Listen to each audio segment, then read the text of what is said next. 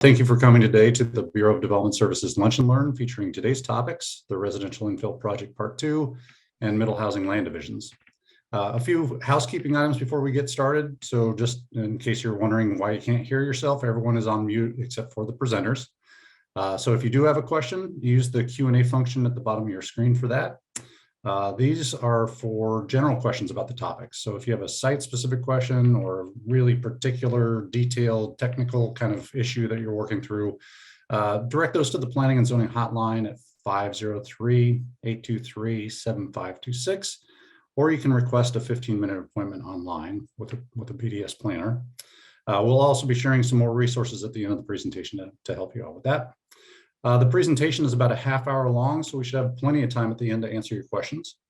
And as you probably heard, the presentation is being recorded and will be posted on the BDS website along with the RIP1 Lunch and Learn video, just in case you want to binge watch all of those later. I'd like to thank Travis Purser and the Bureau of Development Services Communications team for putting this presentation together. A lot of work went into that. I'm Morgan Tracy. I'm the project manager for the Residential Infill Project with the Bureau of Planning and Sustainability. And with me today to discuss Middle Housing Land Divisions is Sean Williams, with Land Division Planner with the Bureau of Development Services. So RIP Part 1, which went into effect in 2021, was a major rewrite of the single dwelling zone standards and allowed more types of housing in these zones. RIP Part 2 will go into effect on July 1st. That's just over 2 weeks away. RIP2 adds a few more housing types and introduces a new way to create home ownership opportunities through what's called a Middle Housing Land Division. This presentation briefly covers RIP1, introduces the additional housing types now allowed in all single dwelling zones through RIP2, and explains the new Middle Housing Land Division, or Mhld, rules that expedite lot divisions for residential infill housing development. In this session, you will learn how to identify housing types that are allowed on a single dwelling lot, use the Z overlay to locate areas where residential infill is not allowed, identify restrictions on some residential infill development, and be able to describe the Middle Housing Land Division process. This lunch and learn will be broken into two main topics. First, I will cover the parts of RIP2 that relate to new housing types and some other related code changes. Then Sean will pick it up with an overview of the Middle Housing Land Division process, and after which we'll answer questions on both topics. So a big part of the residential infill project was expanding the types of housing allowed in formerly exclusively single dwelling zones, which is actually a bit of a misnomer because, as you can see, even before RIP, there were some other options already allowed, like an accessory dwelling unit or a corner lot duplex. RIP Part 1 expanded on this by allowing duplexes on any lot, variations of 3 units on a lot, such as a house plus 2 ADUs, a duplex plus an ADU, or a triplex. It also allowed for 4plexes, as well as a bonus for up to 6 units when half of those units are built as regulated affordable homes. RIP Part 1 also added new building size limits called floor area ratios, or FARs.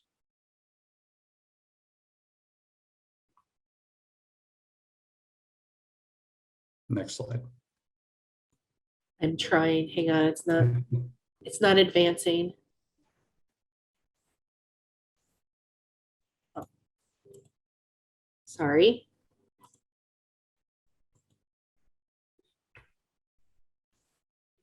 Well, we can reflect on the housing types allowed through RIP1 for a little bit. Can you hear me? Am I frozen? I can hear you. Okay. Shoot. Travis, do you want to try to pull it up? It's not working at all for me. Yeah, I'm opening it up right now. So give me Thank you. just a moment and I'll share my screen. How are you guys? Thanks for your patience.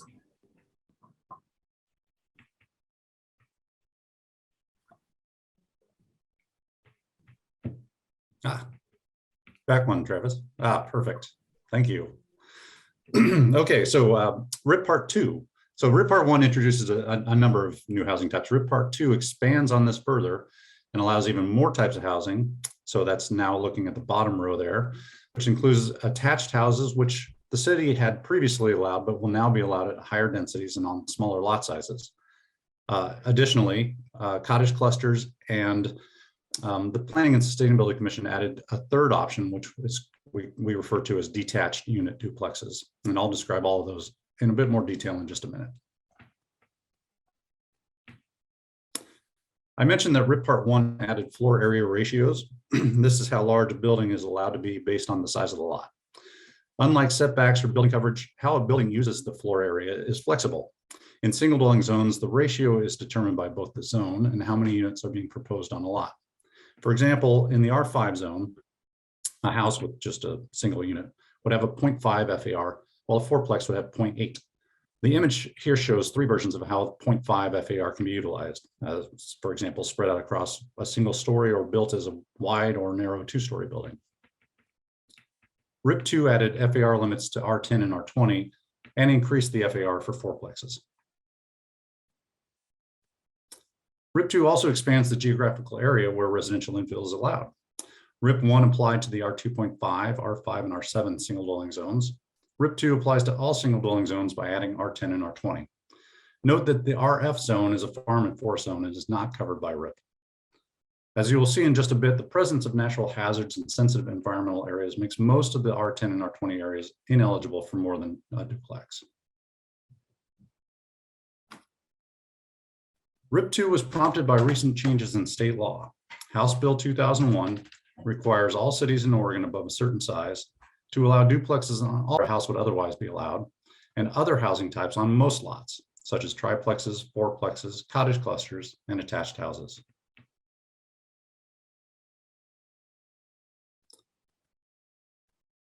Travis, there appears to be something on the presentation screen. Great. Senate Bill 458 was the companion to House Bill 2001. This requires cities to allow certain types of middle housing projects to be divided to create separate lots which create greater home ownership opportunities. These land divisions are rather unique, and Sean will describe the process for those a bit later in this presentation. All right, so getting into the details a bit deeper, let's take a look at some of the changes RIP2 brought in the way of housing types. Attached houses are individual units on their own lots that are attached to another house along a common property line. As I mentioned earlier, attached houses have been allowed in single dwelling zones for decades. However, RIP2 changed the density calculations so that they are now allowed at roughly the same density as a triplex or fourplex. Unlike other plexes, which could have units stacked on top of other units, attached houses must always be arranged in a side-by-side fashion. Lots for these higher density attached houses are created through a regular land division and must meet the street frontage and other applicable land division criteria. Because they are allowed at a higher density, ADUs are not allowed for attached houses on lots below a certain minimum lot size. This table shows the higher density allowed for attached house lots. For example, in the R10 zone, a typical average lot size would need to be 10,000 square feet in a land division. For attached house lots, it's only 2,500 square feet. The minimum lot size for an attached house lot is 1,500 square feet, must have 15 feet of street frontage, and must be at least 15 feet wide. Note that the minimum lot size and density lot sizes are two separate things. For example, the 10,000 square foot R10 lot is large enough for a density of 4 lots at 2,500 square feet on average. But the lots themselves can vary in size down to as little as 1,500 square feet, provided another lot is large enough to make up that difference. Cottage clusters are a brand new type of housing. While this style of development has been allowed in multi-dwelling zones, as well as in single dwelling zones through a discretionary land use review, cottage clusters are allowed outright with a building permit in the R10 through R2.5 and the RM1 zones. They consist of between 3 and 16 units on sites ranging from 5,000 square feet up to a maximum of an acre in size. The actual number of units is determined by the applicant's design and what will fit on a site, given the unit sizes and open area requirements. The units themselves cannot have a footprint larger than 900 square feet and must average 1,400 square feet in total floor area. For example, if half the units were 1,000 square feet in size, the other half could be up to 1,800 square feet. Common outdoor area is required at 150 to 250 square feet per unit, depending on how far apart the cottages are from each other. The other thing to note about cottage clusters is that they're eligible for middle housing land division so that each cottage can be on its own lot. The third type of housing introduced by RIP2 are detached duplexes. And these are a rather interesting twist on what we normally think of as a duplex. This is a duplex where each unit is in a separate detached structure. This is a good solution for sites with existing houses where you might want a second unit that is larger than what's allowed for an ADU. While an ADU is capped at 75% of the house size or 800 square feet, the detached duplex can utilize that balance of total floor area on the site. Also, while an ADU can only be 20 feet tall, these can be a bit taller. Or you might want to go through middle housing land division to separate the second unit off.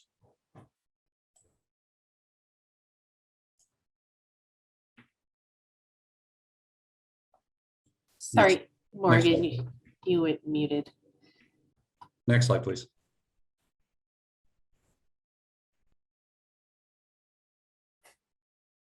Thanks. So while regular duplexes are allowed on any lot where a house is otherwise allowed, most other middle housing types and other infill options are restricted in the constraint sites, or also known as the Z overlay. The constraint sites overlay encompasses natural resource areas, landslide or flood potential, wildfire prone areas in the R10 and R20 zones, or they are close to the airport or have industrial sanctuary or an industrial sanctuary designation. All told, there are more than 130,000 lots that are outside of the Z overlay. RIP2 modified the Z overlay by adding the R10 and R20 zones, and about 3/4 of those lots are constrained. RIP2 also modified how the natural resource constraints were applied, replacing the much more broad natural resources inventory with specific environmental overlay zones. And this removed about 5,000 lots from the current Z overlay. Just to reiterate, lots inside the Z are ineligible for most new housing types, except a house with or without an ADU or regular duplex. While attached houses as a housing type are allowed in the Z, creating new lots for higher density attached houses is not allowed in the Z overlay. Other various restrictions and requirements apply, such as building coverage, setbacks, location of garages and parking, and many others. These restrictions and requirements were in place since RIP1, and we don't have the time to cover them all here. But a few that are particular to new RIP and RIP2 housing types include a visitability requirement, which requires that some portion of the units provide a 0-step entry and have a bathroom and living space on the ground floor. The lot must be on a maintained street, and PBOT maintains a map of which streets have been accepted for maintenance. Floor area ratios, which I described earlier. And the important thing here to remember is that the FARs will change based on the zone and the number of units proposed on the lot. And finally, height requirements. So detached duplex units and cottages have lower height limits, and we'll provide more resources for information and assistance at the end of the presentation. So to summarize, the RIP2 changes provide for more types of housing being allowed on a single dwelling lot. The Z overlay locates areas where residential infill is not allowed, and various other restrictions apply to some residential infill development. And that sums up the housing type changes included with RIP2. Now here's Sean to describe the middle housing land division process. Thank you, Morgan. Now we'll take a look at the new middle housing land division rules, which allows middle housing development projects to be divided into separate lots. Senate Bill 458 created a requirement that cities allow middle housing developments to be divided into separate lots to facilitate more straightforward ownership options as opposed to using the condominium process. The zoning code development standards apply to the parent parcel or the original site as opposed to the lots that will be created through the middle housing land division. There's no requirements for street frontage, minimum lot sizes, or dimensional standards, and the regular land division standards that you may be used to, such as tree preservation or transportation impacts, don't apply. Middle housing land divisions will also be processed through what's called an expedited land division, which has different timelines than a typical land use review. Middle housing land divisions are only allowed for proposals to divide land that contains or is proposed to contain specific housing types. These housing types include duplexes, including the detached duplex option you just heard about, triplexes, fourplexes, and cottage clusters. So anywhere these housing types exist or are allowed, they may be divided regardless of zone, RIP2 is primarily associated with single dwelling zones, but these housing types are also allowed in multi-dwelling or commercial zones. Only one dwelling unit is allowed per lot. And a very important distinction is that ADUs are not allowed as a part of a middle housing land division, so they cannot be divided to be located on their own lot or be within a unit of a middle housing development that is divided through this process. There's very limited approval standards associated with middle housing land divisions. The original site must qualify for the middle housing type that is proposed to be divided. For instance, in single dwelling zones, the site cannot be in a constrained sites overlay or be located on a street that isn't maintained by the city. The zoning code development standards such as setbacks, building coverage, and floor area ratio apply to the original site as a whole. For example, the building setback standards of the base zone apply to the property lines of the original site prior to the land division and not to the property lines of each individual lot. This means that future alterations to units of a middle housing development will need to consider the entire site as the zoning standards are applied as if the underlying lot lines don't exist. If one lot owner is added onto their unit, the development standards will apply to all of the lots of the middle housing land division collectively. In addition, the housing type of middle housing doesn't change with the creation of individual lots. For example, a fourplex remains a fourplex even though the units are on separate lots, which some may intuitively consider attached housing, but they will continue to be recognized by the zoning code as the original middle housing type. And further division of lots created through this process is prohibited. The number of lots proposed is the same as the number of dwelling units proposed, approved, or legally existing on the middle housing land division site. Only one dwelling unit is allowed per lot. ADUs are not allowed or not a type of middle housing and therefore don't qualify to be divided through this process. Unlike the zoning code development standards, all of the structures and buildings on a resulting lot must comply with the Oregon Residential Specialty Code, or also what's known as townhouse development in relation to the new property lines. And as previously noted, the lots aren't required to have frontage on a street or comply with any minimum size or dimensional standards. Separate services are required for each dwelling unit, with the exception of stormwater management, which may be accommodated in a shared facility subject to the requirements of the Stormwater Management Manual. While a building permit for these middle housing types could allow for shared or separate services, a middle housing land division will require services to be separated with the noted exception. This means that each unit on its own lot will need to be served by a separate water service and sewer lateral. Because of this, the services standards will be the greatest area of focus and will require much coordination between the building permit and middle housing land division review, as sufficient room must be accounted for on-site and in the right-of-way to accommodate separate services. This is where I'll put a plug in for our service bureau partners who want to make sure applicants for middle housing land division projects are planning for separate services at the onset. For sites with limited frontage or middle housing types with more units, such as a fourplex on an interior lot or cottage clusters, it may be difficult to provide room for separate services to each unit, which may necessitate public main extensions that are more costly and cause issues for the review process. Finally, easements or tracks will be required for utilities, pedestrian access from each unit to the street, and common use areas. So what is not eligible for these reviews? Multi-dwelling structures and ADUs are not considered middle housing types.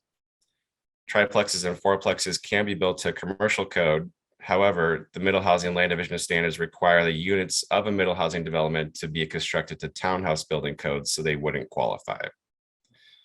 Similarly, duplexes can be built to a residential building code other than townhouse developments, so they wouldn't qualify.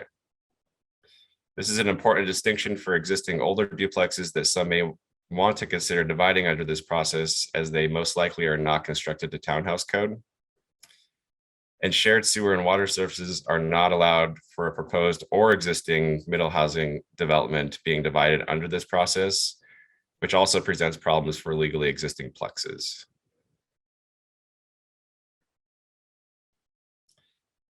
Now we'll explore the process for middle housing land divisions, which has the potential to be accomplished in many ways. So we provided a recommended path for customers to follow. Unlike regular land divisions where lots are first platted and then built on, this process is dividing the units of a middle housing development to be located on individual lots.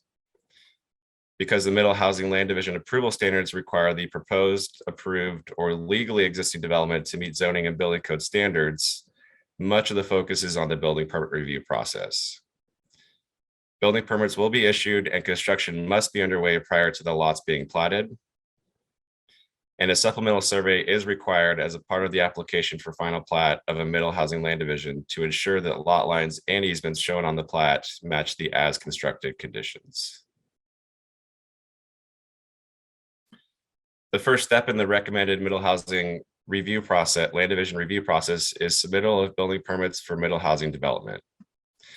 I mentioned permits plural, as townhouse development requires a separate permit for each unit of a middle housing development that will be reviewed through the residential batch permit process.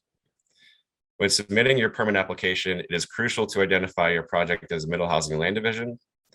This identification will help ensure reviewers understand your intent to divide the land and help raise potential issues early in the review process. And speaking of raising issues early in the process, an optional early assistance meeting is strongly encouraged to identify service requirements and project milestones prior to submittal of your building permit. Some of the other differences from a typical building permit submittal are that the permit site plan must show the proposed lot lines and proposed easements and tracts. And a detailed utility plan is also required for sanitary sewer, stormwater management, water service, and franchise utilities, including connections in the right-of-way and on-site plumbing outside of buildings. Step 2 is receipt of the first building permit check sheets. The importance of getting to this point before submittal of a middle housing land division application is understanding potential roadblocks that could affect the middle housing land division review timeline. These could include utility issues, such as being able to provide sufficient room for separate services to each dwelling unit. If public works permits are required for frontage improvements or utility main extensions in the right-of-way or on site, additional time must be accounted for to ensure a successful application. Any right-of-way dedications could reduce site area, and zoning or building code development standards that aren't met would need to be addressed through a potential land use process or revision of permit plans. All of these things could affect the site area and layout of a middle housing land division project. At this point, we recommend pausing to evaluate the check sheet issues that could affect the middle housing land division timeline review. If required, a public works permit application should be submitted prior to submittal of a middle housing land division application. This will help ensure that the middle housing land division provides adequate room for any right-of-way dedication and that public improvements are in alignment with the proposed development. Again, one of the benefits of the early assistance appointment is that any potential public works requirements could be identified and addressed much earlier in the process.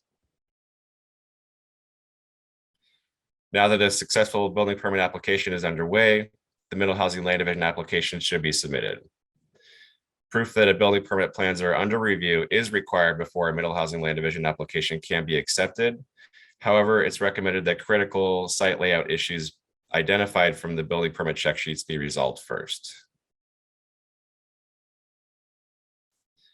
Upon submittal of the middle housing land division application, there will be a 21-day completeness review. If incomplete, there is a 180-day timeline or 180-day period to make the application complete, which will allow time to resolve any outstanding check sheet items from the building permit, outstanding public works permit issues, or other middle housing land division requirements, such as providing separate services, ensuring lot lines are in the right place, and easements or tracts are sufficient to cover utilities, access, and shared elements.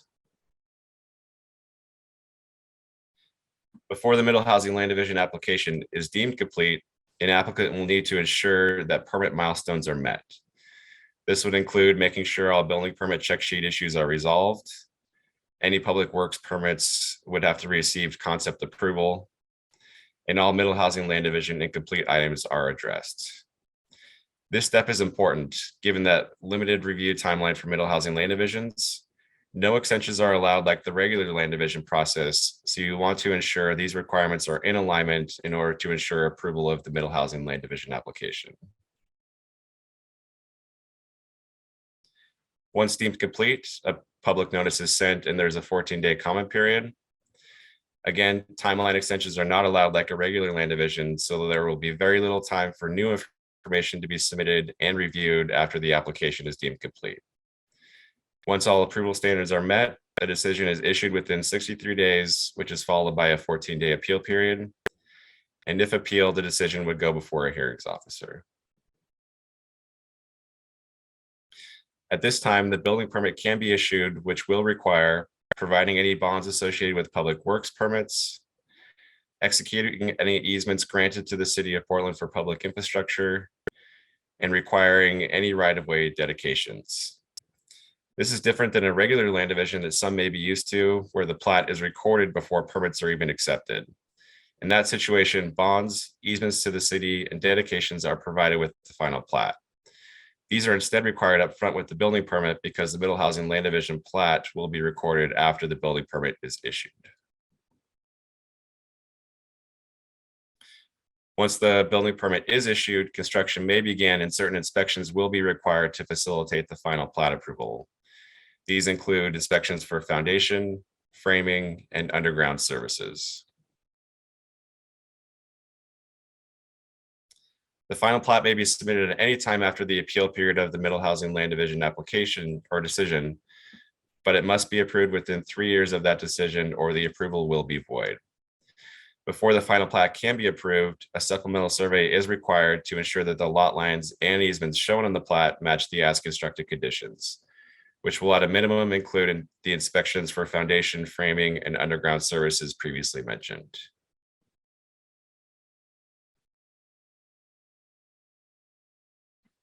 To summarize the middle housing land division process, it's only allowed for certain housing types as defined in the zoning code.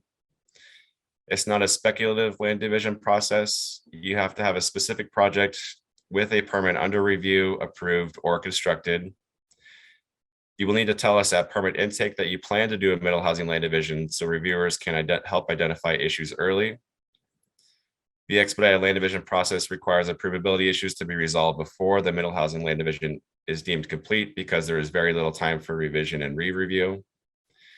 Most importantly, special attention must be paid to how services will be provided as space constraints may make a middle housing land division infeasible for some sites or projects. And finally, if you do have a complicated site or project, we recommend an early assistance appointment to help figure this out. Wow, thanks, Sean. That's a lot of good, useful information there. So today we learned a bit more about RIP1, which expanded the types of allowed housing in most single dwelling zones. And now RIP2 adds a few more housing options and captures the remaining single dwelling zones. It also introduced the middle housing land divisions for certain types of housing. And these new rules will apply to development applications submitted on or after July 1st. BDS has prepared some very helpful and detailed information about the residential infill projects on their website, including zoning and land use information, more details about middle housing land, a lot more details about middle housing land divisions, links to the PBOT street maintenance map, and the RIP1 lunch and learn video is also there. But rather than trying to memorize these URLs or have me speak at them, I recommend Googling Portland BDS RIP to find residential infill project and new development projects. The links will also be pasted, or I've been pasted in the Q&A. And so with that, I guess we turn it over to Q&A. Colleen, you want to kick us off?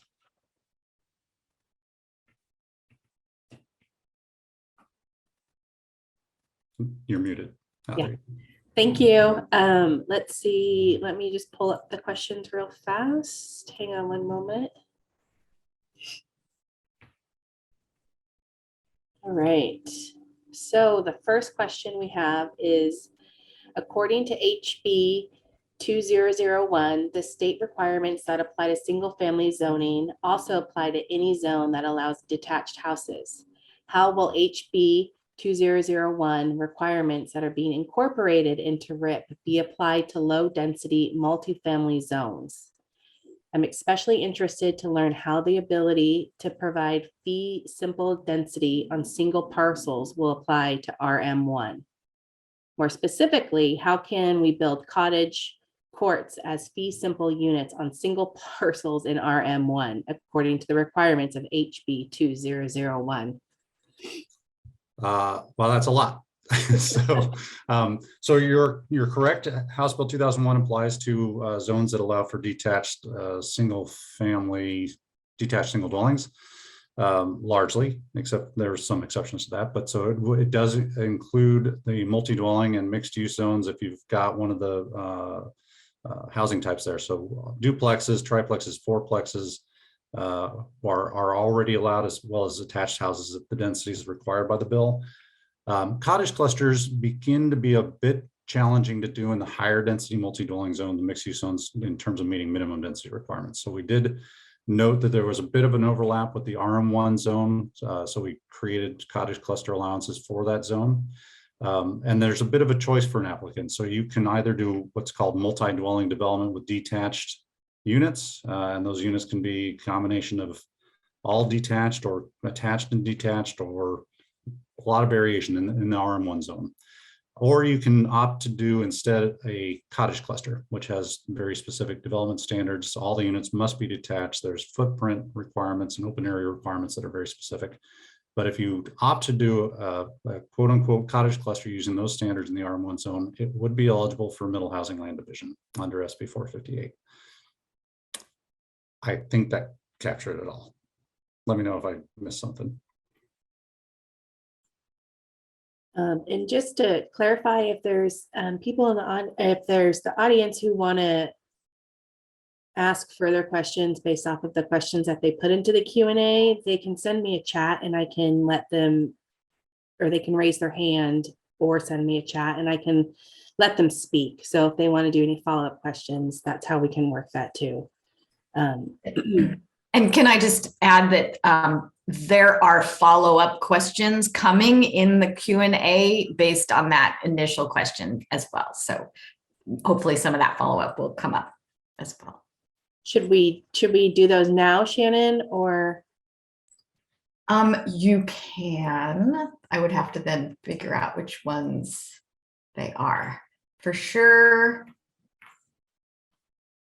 Question 8 is a follow-up to that. And question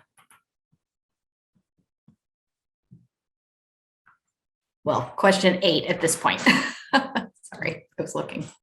Do you want to just read it, since I'm trying to, I don't have the number right in front of me. Sure. Question 8 is, in single dwelling zones, middle housing allows up to 4 units. How will the land division in RM1 handle maximum number of units? Normally, there is no maximum number of units in RM1, though there are lot size minimums. Now, these lot size minimums in RM1 will be bigger than those in R25. So how many fee simple middle housing lots can be built on a single parcel according to RIP2? Okay, so parsing that out a little bit. Under House Bill 2001 and Senate Bill 458, we're talking about specific types of housing that are eligible for middle housing land divisions. That's a duplex, a triplex, a fourplex. So starting with those, so that's 2, 3, or 4 lots in a middle housing land division site on an RM1 site.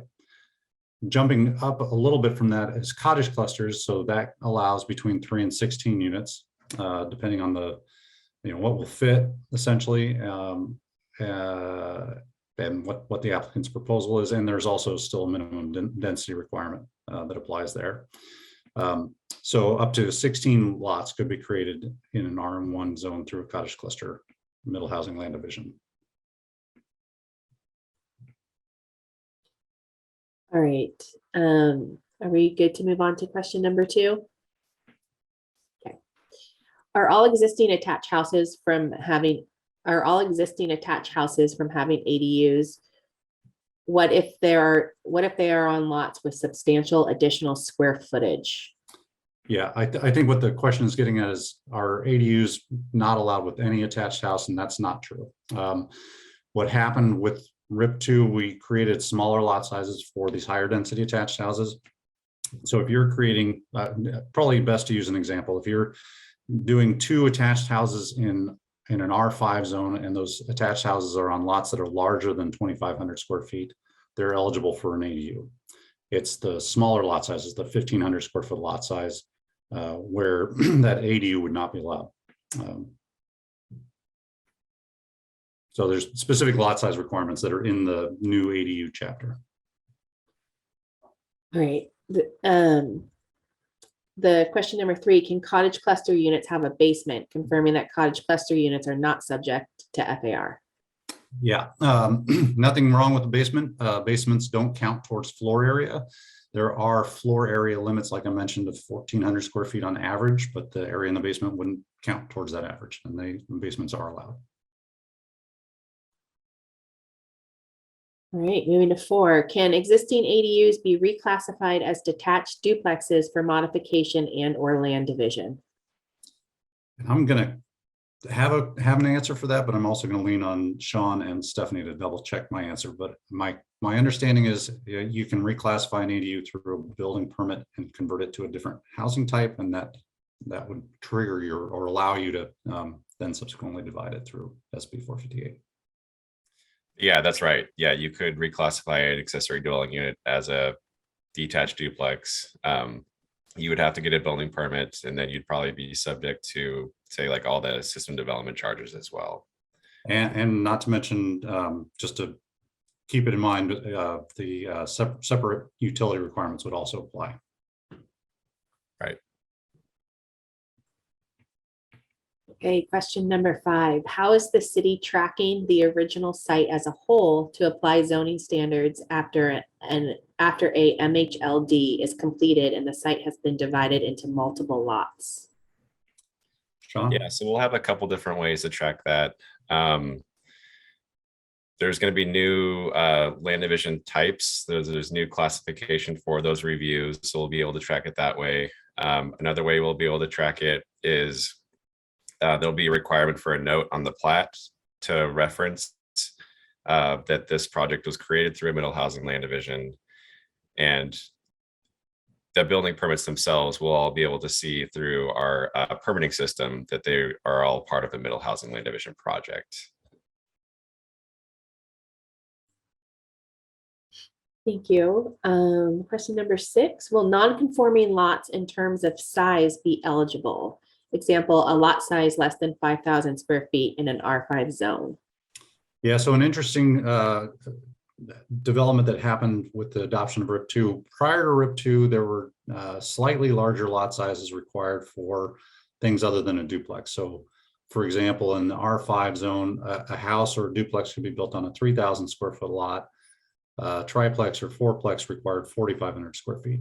And through the RIP2 process, those lot sizes for 3 and 4 units were reduced or changed to align with what's required for duplex. So a 3,000 square foot lot would allow for a triplex or fourplex now. Next, can water and sewer service be installed in an easement for townhouses? Assume this means attached houses. They can be in easements. Yeah, so with the middle housing land division, since there is no requirements for street frontage, it will be possible to include water and sewer services within easements to serve each of the units separately of a middle housing type. Yeah, and just I mean, this is a little bit challenging in terms of our nomenclature. So attached houses are processed through a regular land division. They'll have street frontage. So most generally they will not require easements because they'll have frontage to connect to the utilities in the street.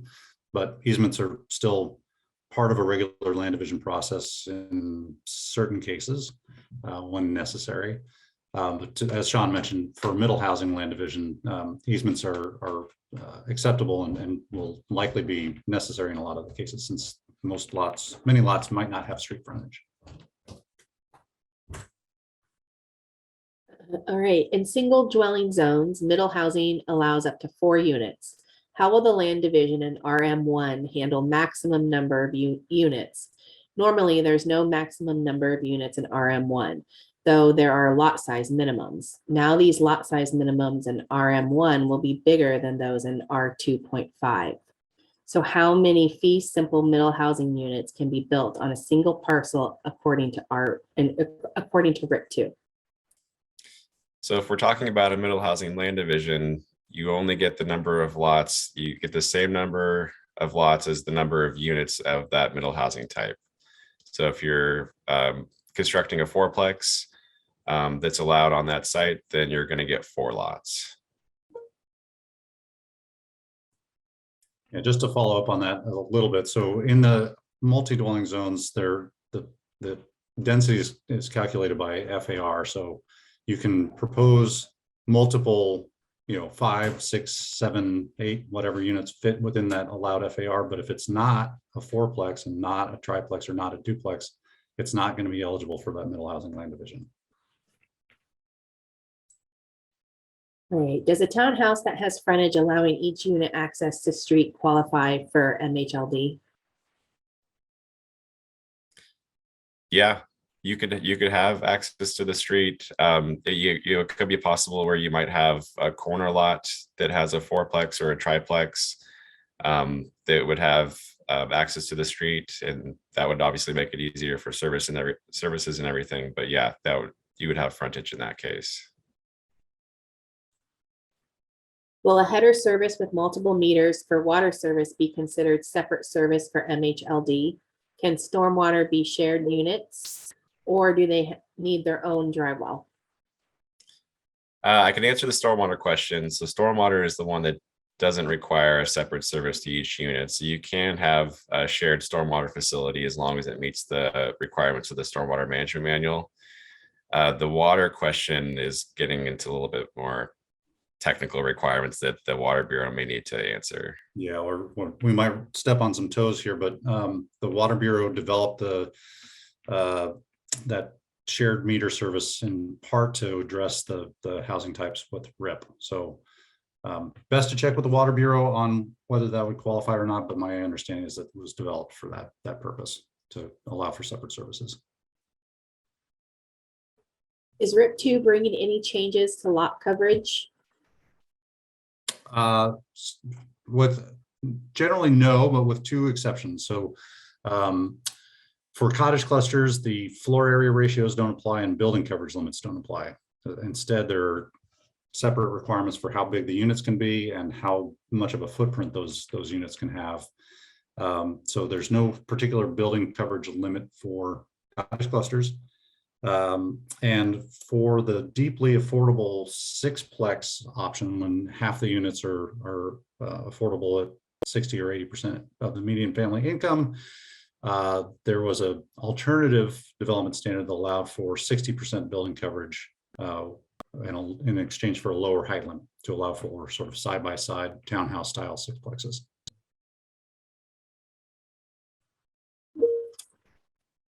Is RIP2 bringing any changes? Did I just ask this one? Sorry. Do cottage clusters have affordable housing requirements? No requirement for affordable housing, but strongly encouraged. Is there a minimum number of units for MHLD or cottage clusters? Oh, not for MHLDs. The cottage cluster do have a minimum density requirement that's in a table in that section of the code. So it varies depending on how large the site is. But generally, with the types of density allowed with a cottage cluster, you're probably not going to run up against a minimum density issue.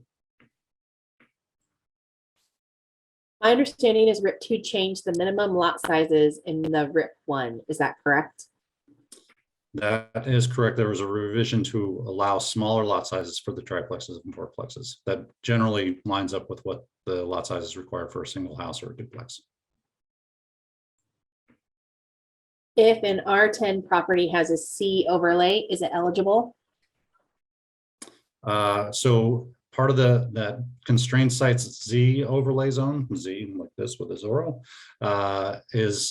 includes areas with environmental zoning. So if it has a C conservation overlay zone, it is likely or should be included in that Z overlay as well. So it would not be eligible for anything other than a house with an ADU or a duplex. Are separate lots created by Cottage Clusters or Mhld allowed to be sold separately to families with the land? Or must the development be sold similar to condominiums? No land owned, HOA governed. Yeah, so through the middle housing land division process, you will actually be dividing the land, even though you don't have to have minimum lot sizes or street frontage requirements. They will be the units of the middle housing type, like a cottage cluster, would be located on its own fee simple lot to be sold separately. So it would not be like a condo. If a property does not have curb and sidewalk not maintained, is it commonly ineligible? Is it completely ineligible or just for certain aspects, like ineligible for division? So generally, if a property lacks curbs and sidewalks, but the street is in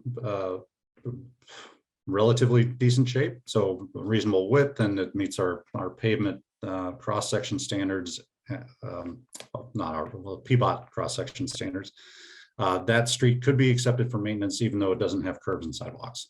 So that doesn't necessarily remove that site from eligibility for middle housing. In the development process, typically in those situations, you would be subject to what's called the LTIC, or local transportation improvement charge, which is a fee paid instead of constructing those improvements. If you're going through a land division, then it depends on how many lots are being proposed, whether the LTIC is still available or not. And I think that threshold is 3 or fewer lots. Sean, yeah. Yeah, I think it's around there. The next question is a follow-up to the density question in RM1. According to new middle housing rules, how many fee simple units would be allowed if they are permitted as attached/detached houses rather than as a cottage court in RM1? You lost me on the, can you repeat the first part of that question?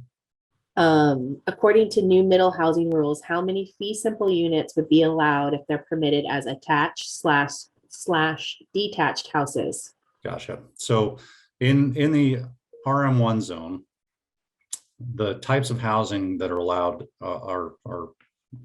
they're broader. So you can do what's called multi-dwelling development, which allows a large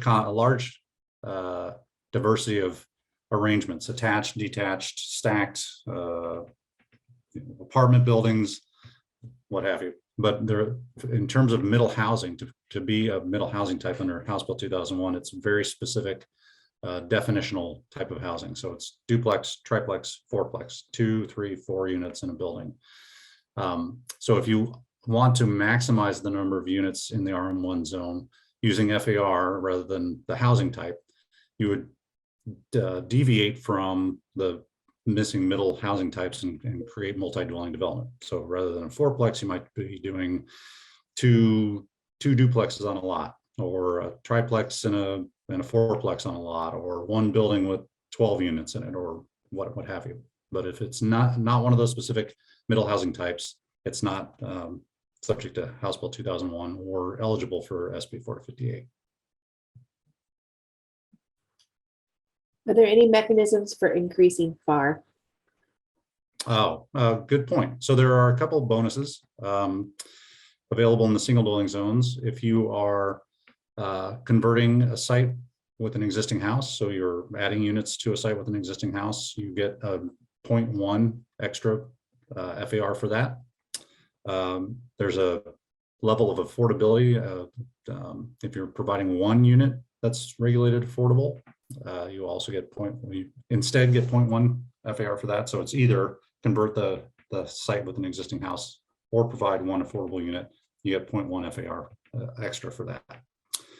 Going to that deeper affordability bonus, half the units affordable at 60 or 80% MFI, the FAR largely jumps from whatever the base zone is all the way up to 1.2. So in the R5 zone, that's going from 0.5 FAR for a house up to 1.2 for this 4, 5, or 6 units.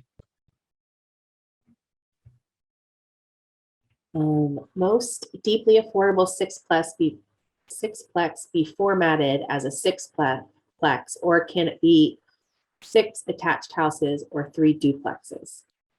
They all have to be in the one building, but whether they're on top of each other or next to each other or a variety of combinations like that is not as important. So just 6 units all in the same contiguous building.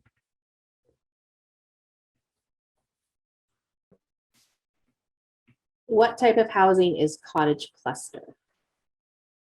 Cottage cluster is a cottage cluster. It's a specific state-defined term.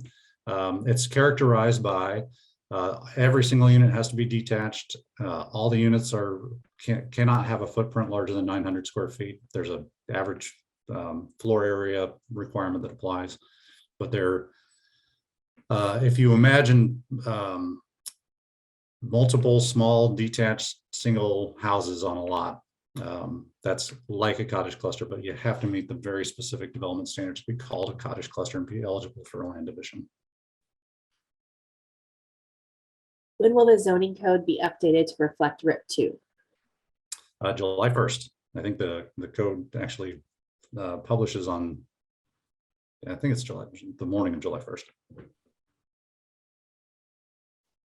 Also- I should also say if folks are wanting to look at the final adopted language that is now available on the RIP2 project website and on the Bureau of Planning and Sustainability website, there's a link to the adopted report. So you can look at the code and commentary, but it's not the full code altogether. It's just those specific code amendments. Also, HB 2001 requires height limits to be no less than 35 feet. How does a 25-foot height limit meet the requirements of HB 2001? I'm especially interested in the RM1 zone, which height limits are already 35 feet.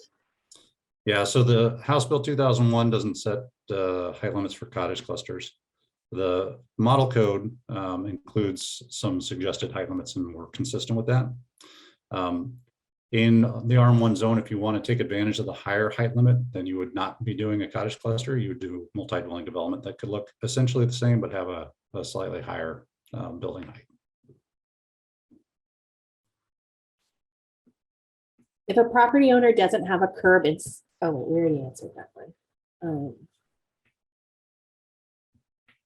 Did we already answer that one? If a property doesn't have a curb and sidewalk not maintained, is it completely ineligible or just for certain aspects like the land division? You did already answer that one. Okay, I I'm found sorry. it. Sorry, moving on. Will permit applications, forms, check sheets, etc., be updated to reflect the new building types? So we have been updating a lot of application forms, checklists, things like that. The building types, as far as like what they're considered for building code for a lot of these middle housing developments, depending on if you want to do a land division or not, will be a townhouse building code.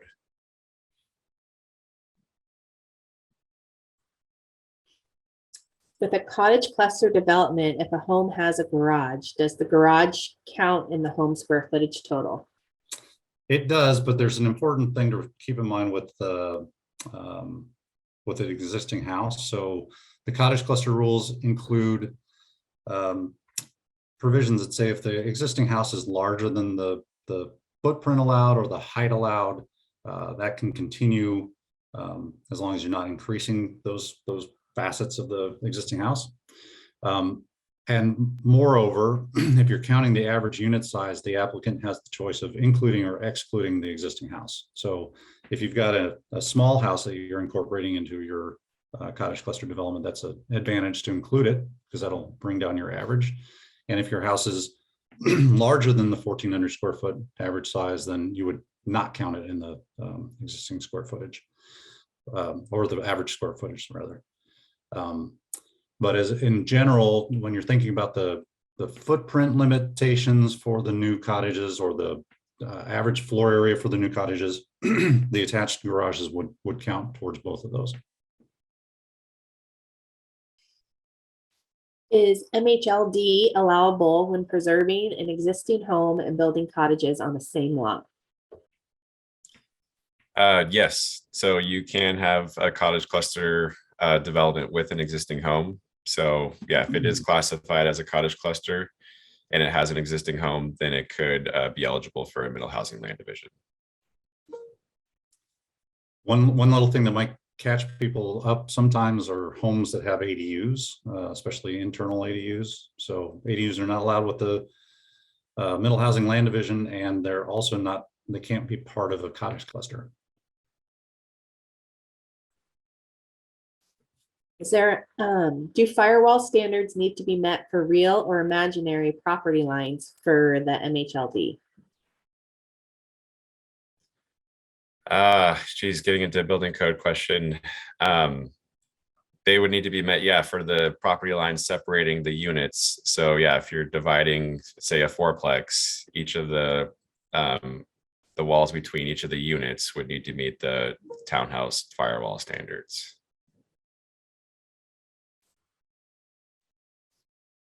Let's see, is there a minimum lot size in R7H to be able to subdivide using middle housing land division codes? No minimum lot sizes. So yeah, no lot dimension requirements, no requirements for street frontage, no minimum lot areas. As long as you have an approvable middle housing development type, it could qualify for middle housing land division.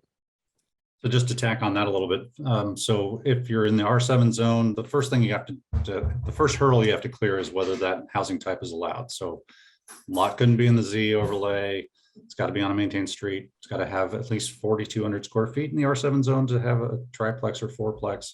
Once you get to that point where your housing type is allowed, then the subsequent lots, no frontage requirements, no lot size requirements, as Sean mentioned. I think we have answered all the questions so far. There was a follow-up I saw in the chat for one of the questions that we answered. Morgan, if you want to take a look at it, it was regarding one of the questions you answered. It's from Danny.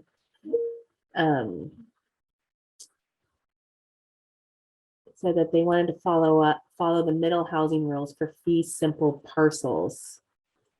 Fee simple equals separate lots. If units are built as duplexes or any type that conforms to missing middle rules, can we build, for example, 4 duplexes in which all units are fee simple? I think I get what Danny's after. So if you've got a larger site and you're contemplating building multiple duplexes and then using the middle housing land division process to split those duplexes, all of them into separate lots, you would not be able to do that. So the first thing is that, I mean, to actually be a duplex, it's 2 units on 1 lot. And so if you have multiple duplexes on a single lot, that's considered multi-dwelling development. So to make those eligible, you could propose a development in RM1 zone with multiple 2-unit structures. We wouldn't call them duplexes, and then go through a regular land division to split those into individual lots. And if you so chose, you could go through a subsequent middle housing land division to then split each of those duplexes into new lots. But I think a much more practical way to do that would be to divide the property all together through a single regular land division. I hope I got that right. I mean, I got your question right, that is. Some more questions are coming in. There's another one that says, does contractor FUR program apply to the review process for MHLD? I don't believe so. In terms of, yeah, I don't know much about that FUR process, so. I would assume if you're able, if you qualified to be able through that process to build a middle housing type, a duplex, triplex, fourplex, you can, construct it, go through the permit process that way. But you don't necessarily get a break in the middle housing land division review process. I will just add all of the Q&A that we're answering live will also be written, and we will post on our website in a week or two too. So if your questions weren't answered or we're not addressing them, we will be addressing them, all the questions, and we will be posting them live in a couple weeks. But I will continue going through the questions. So looks like Portland has a lot of details on the location of parking and no minimum for single dwelling zones near and far from transit. I'm not clear what the parking rates are in the RIP changes. Could you clarify that? No changes to parking through RIP2. We did make some substantial changes in RIP1.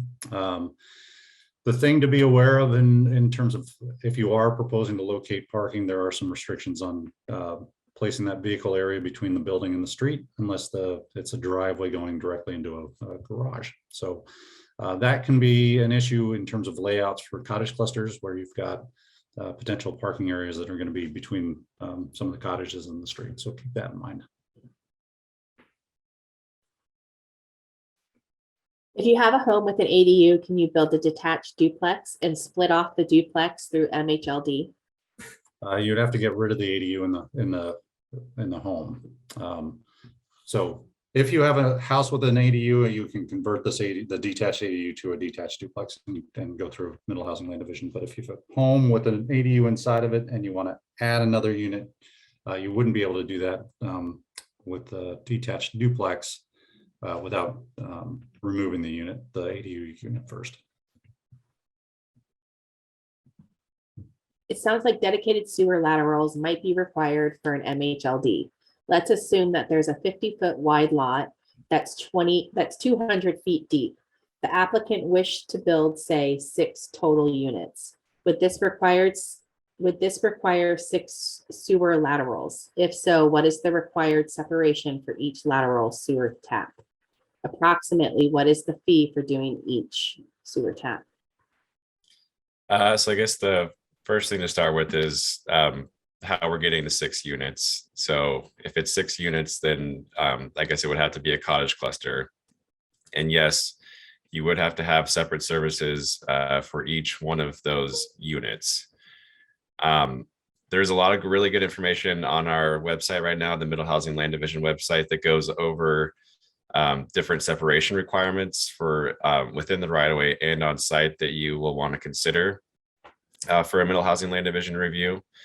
Then couldn't necessarily speak to the fees for each one of those separate services.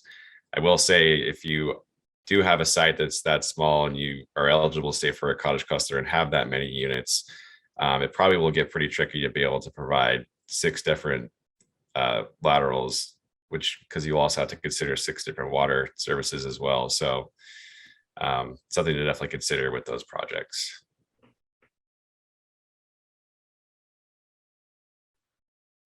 Let's see. If you have a home with an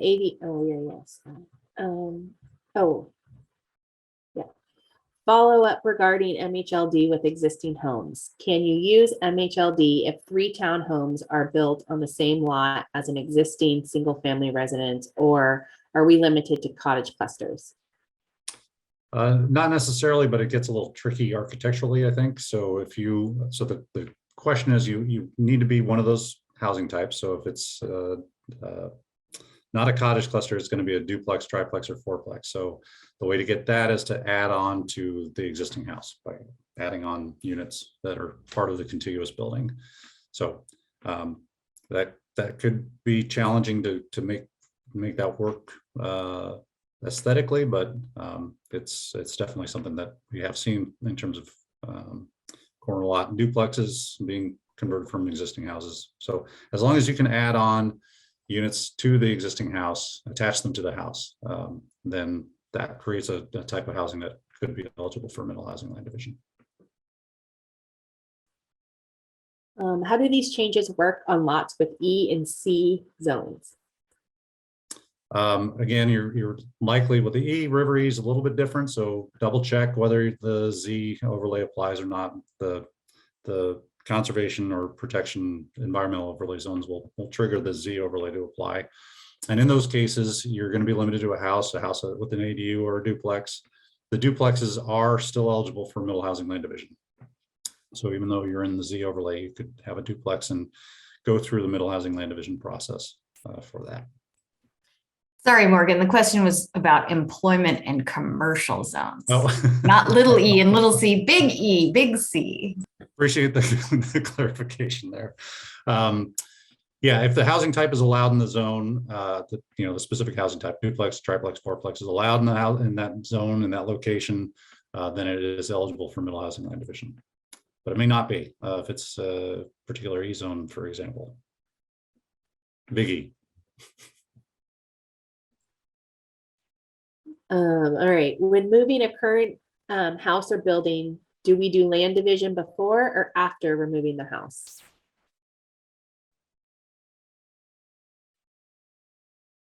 So yeah, if you're doing a middle housing land division, you'll be removing the house first because you'll be applying for that middle housing development type on that lot. So yeah, if you want to do duplex, triplex, fourplex, or cottage cluster, you remove that house prior to proceeding with that.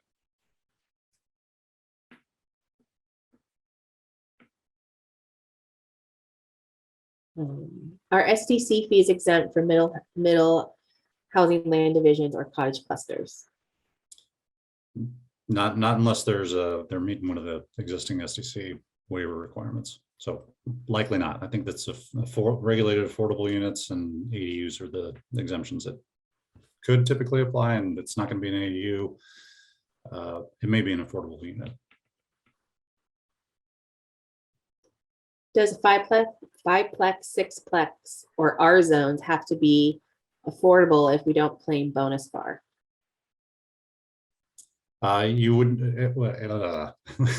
in the single dwelling zones, you couldn't get to 5 or 6 units unless you're doing the affordable units. And there's totally different FAR requirements that apply in the multi-dwelling zones that don't trigger the affordability requirement.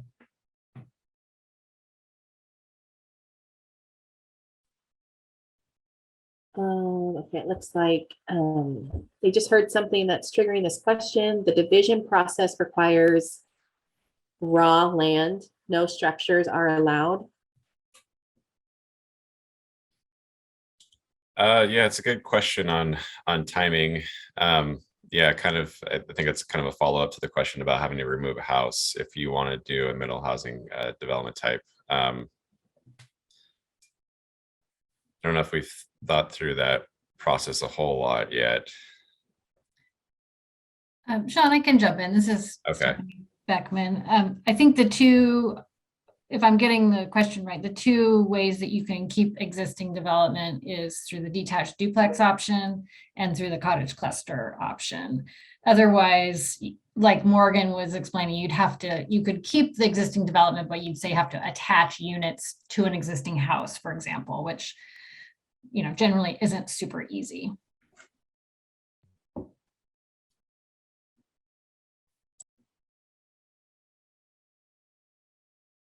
Okay, how will the access easements be enforced to ensure owners at the rear of a Mhld aren't cut off from frontage access?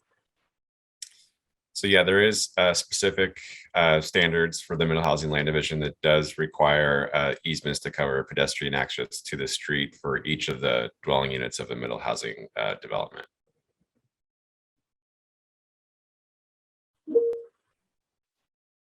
Can a lot with an existing home be divided through this process and another home added on the new lot, the pair being permitted as a detached duplex?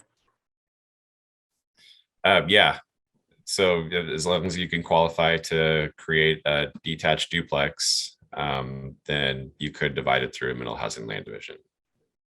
One kind of important thing, I've heard this question come up before, is can I go through the middle housing land division process to create a lot for a future detached duplex unit? And the answer is no. So the middle housing land division process is really about dividing development that's either already existing or in the process of being constructed.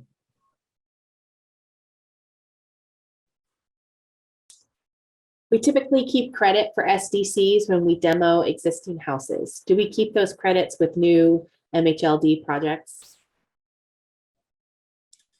I don't think we'd be able to answer that. That would be the individual service bureaus that would determine whether or not you could retain those credits.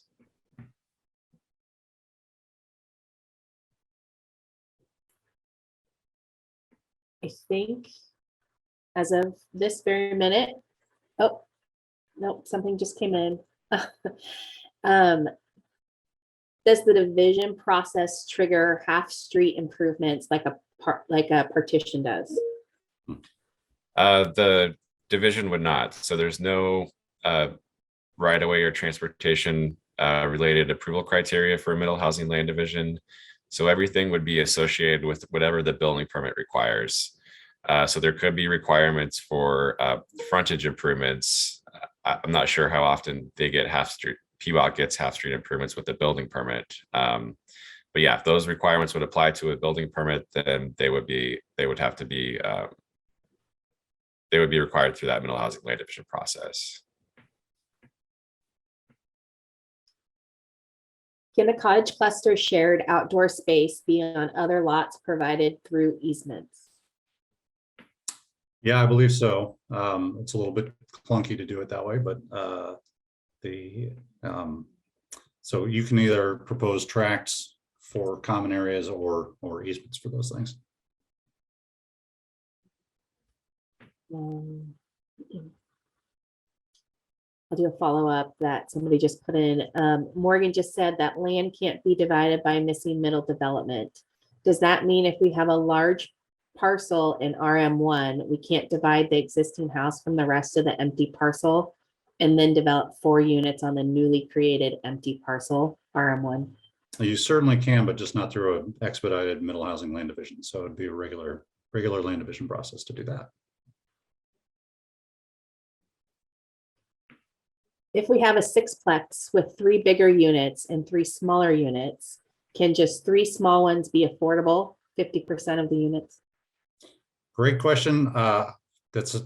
My suspicion is no, but it's that's the Portland Housing Bureau requirements for the affordable housing. So they've got specific administrative rules about unit equivalency and other requirements. So I would check with the Portland Housing Bureau on the requirements for that.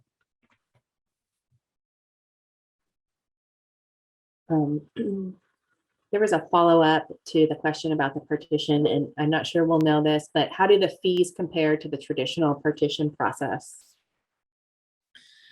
I believe they're comparable to a normal partition, like a normal type 1X land use review.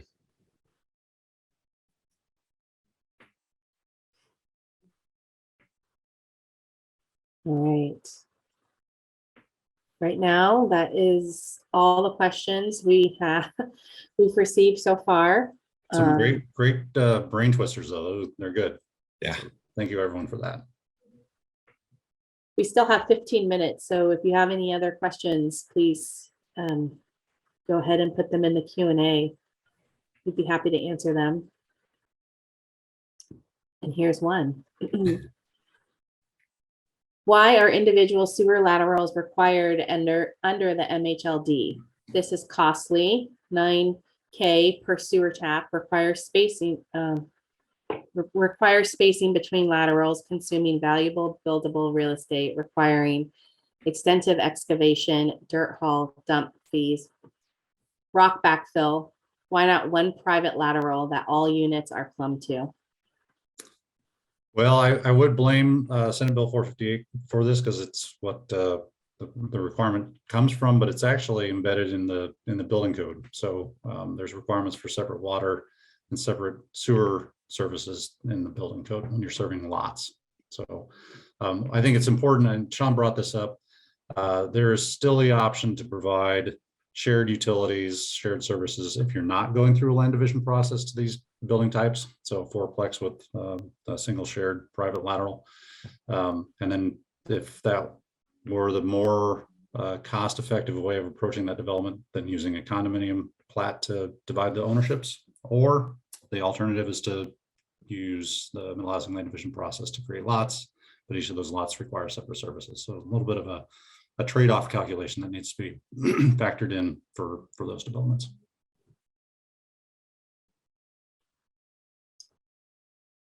Can I add a detached ADU on a large lot if it does not meet the minimum density for that lot? In the single dwelling zones, this isn't going to be an issue. So as long as if you've got the only sort of minimum density standard that applies in the single dwelling zones is a cottage cluster, or if you're starting with new development on an oversized lot. So it's a 10,000 square foot lot in the R5 zone. There's a minimum requirement for 2 units, and that second unit can be an ADU.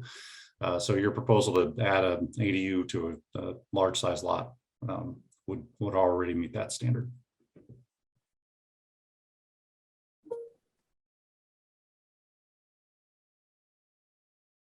Oh, you did. Sorry. Are ADUs counted towards density? They are not. Minimum or maximum. Did I get that right, Shannon? Well, an ADU would count in the total number of units on the lot. So if you had a house and ADU, it's 2 units, it's.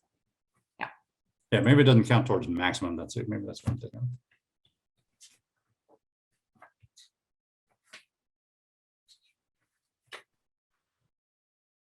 Well, there's a couple more questions that came in the Q&A. I don't know if you want to just go from those.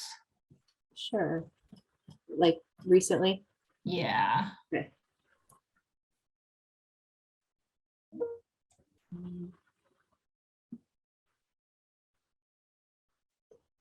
If we have a current fourplex in permitting, can we still apply for expedited land division? Yeah, it's possible. If you're currently going through the permit process now, I guess it would just depend kind of what exactly you have for your permit. One of the keys is, again, making sure that you have separate services for each of the units, and it needs to be built to the townhouse building code. So if you have a fourplex right now, it's the commercial code, that would not work. If it's a townhouse code, great. But you would still also need to meet the middle housing land division standards requiring the separate services. So if right now your permit's showing shared services, that would not work. Yeah, just a similar sort of follow-up to that. The existing fourplex that may be non-conforming out in the single dwelling zone would be eligible for middle housing land division, but it's the same sort of factors for consideration. Are there separate services? Was it built to townhouse code? It probably was not. So there may be some retrofit required, and that retrofit is going to trigger a new building permit, which you can use for your new middle housing land division.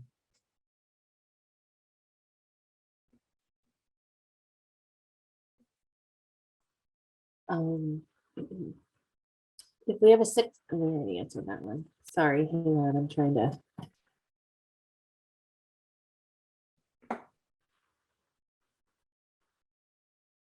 So you can still build a detached duplex on an R5 with a current house and ADU. You just can't go through MHLD. No, so for the detached duplex, it's a house without an ADU, and you can add that second detached duplex unit.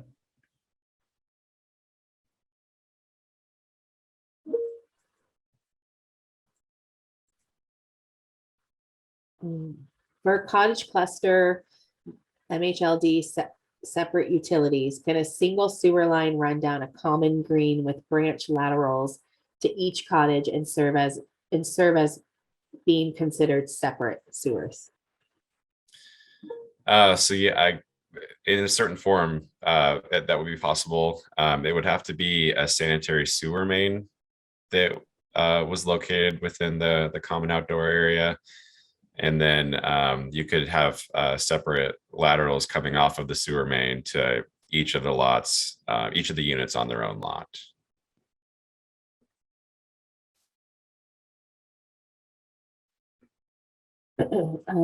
These questions may be suited for PBOT. rather than BDS, but I'm curious if you have input. You mentioned the possibility of road dedication, but I'm wondering if you could speak about the potential of expanding the sidewalk, planter strip, furnishing zone, etc., into the existing street under PBOT's new pedestrian design guide. Additionally, are these developments considered to be by right, or would they require review such as traffic impact analysts? The second part I can answer. So these are by right developments, straight to building permit. The only caveats to that would be in some places you might have design, well, more likely a historic overlay. So you might have to go through a historic resource review. But by and large, if it's a allowed housing type, it's just straight to building permit. As far as PBOT's new standards for their furnishing zones, I'm still not familiar with those, so I can't even begin to answer that. Yeah, I couldn't expand on that either. It's just, yeah, whatever their requirements are that apply with the building permit.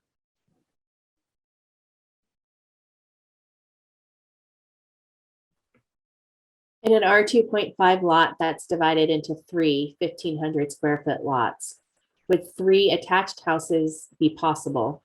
Could those attached houses be duplexes? What other housing types might be available under a 1,500 square foot lot, a house plus ADU possible? Is that possible?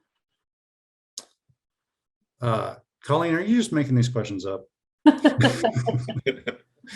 R2.5 is a little bit different. It's a higher density zone. So the minimum lot size for attached houses is 1,500 square feet. Minimum lot size for an attached house with an ADU is also 1,500 square feet. So if you had a 4,500-ish square foot lot and wanted to divide that into 3 1,500 square foot, 15-foot wide lots for 3 attached houses, you could do that. Each of those attached houses would be eligible for an ADU. So that's also available. I heard some mention of duplexes. So duplexes would not be part of that equation. So if you wanted to do a duplex, it's a 1,500 square foot lot by itself for a duplex. Let's see, I suppose you could divide, trying to think of how the density works. No, so the density standard for anything but attached houses is going to make that 4,500 square foot lot not dividable into anything but 4 attached houses. But if you had a pre-existing 1,500 square foot lot that was not created specifically for attached houses, that lot would be eligible for a duplex, a triplex, or a fourplex. That's kind of confusing, but that's the way that works. Are document submittals and reviews online only, or is there the opportunity to have a sit down with Q&A with a plans examiner? Currently, yes. The Development Services Center will be open in some capacity, I believe, mid-July.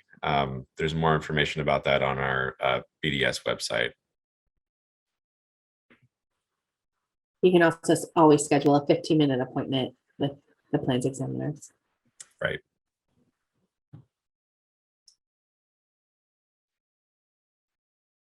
Well, we have about 5 minutes left. I think we've answered all the questions so far, or the ones that we can. Yeah, just another plug for the Middle Housing Land Division resource page. I was taking a gander a couple days ago, and it's really good. A lot of good information, details, and links to other helpful resources. So there's a lot to digest here. That's just a good way to sort of digest it at your own pace.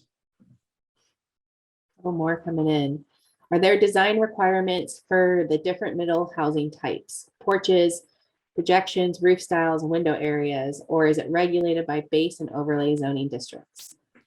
Yeah, nothing really extra. The main entrance requirement, street facing facade, window requirements, but nothing specific really for the on the design aspect of the middle housing types. Can you elaborate on how one would achieve common utility mains within a Mhld cottage cluster? I don't know that we could elaborate too much. you know, it's really going to be up to the service bureau providers on whether or not they would allow a utility main, so sewer or water main on a site. So yeah, I don't think we could elaborate too much, but you know, it's going to require a public works permit, which definitely adds you know, more cost and more issues for the review process for a middle housing land division.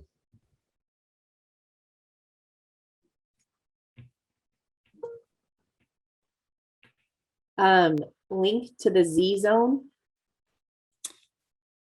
So in the interim, before July 1st, so after July 1st, Portland maps will show the Z overlay on the zoning map. But in the interim leading up to that, for the next 2 weeks, you could Google the Residential Infill Project 2 map app, and that'll take you to an interactive tool where you can type in an address and it'll bring up whether the site is in the Z or not.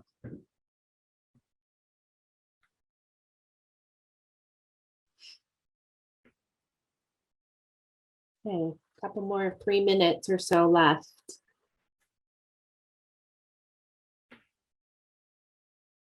Again, we will have all the Q&As posted on the website as well as the recording to the Lunch and Learn. I think if you give us about 2 weeks, we can have this up on the website, so you could check it out there. Thanks everybody for attending. Yeah, thanks. Those are great questions, and thanks for taking your time out of your day to join us and learn a little bit more about residential infill too. Thank you.